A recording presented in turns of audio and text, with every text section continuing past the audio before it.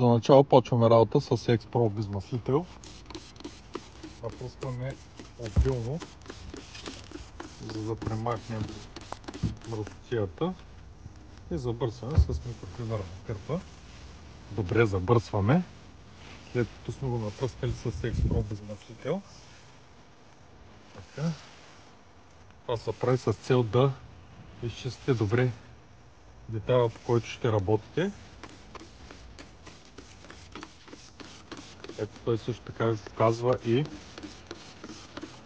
как ще стане, какъв ще бъде резултата след лакиране на детайла, като X-Pro обезмаслителя може да го ползвате за почистване на стъкла. Това количество стига за обработването и обезмасляването на целия автомобил. И идва ред на X-Pro автолака, с който ще обработим този детайл от предния капак, след като добре сме обезмаслили с нашия X-Pro обезмаслител. Не се препоръчва обезмасляването с други обезмаслители, най-вече с меглио. Това е абсурдно с меглио да обезмаслявате.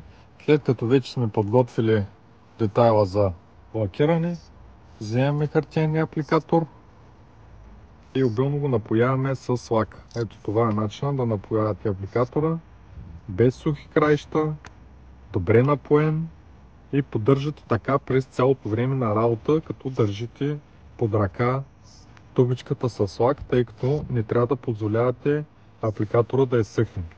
Започна да изсъхва, лака става на черти и се губи вече и цялата картинка в резултат. Така започваме.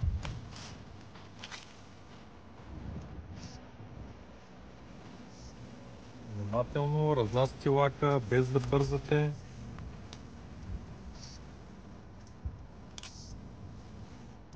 Добавяме още лак, за да поддържаме апликатора добре напоен.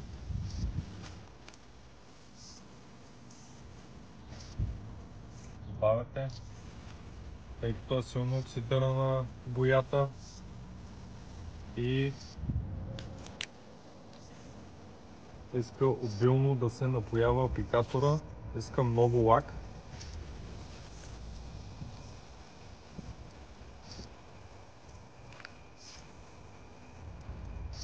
Ето, това е начинът.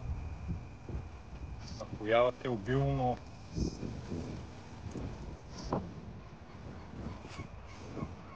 Сега детайла вече е лакиран. Изчакваме да се самонивелира. В случая, в който е силно оксидирано лаковото покритие, е необходимо да се нанесе втори слой. Втори слой може да нанесете 4-5 часа след като нанесете първия слой.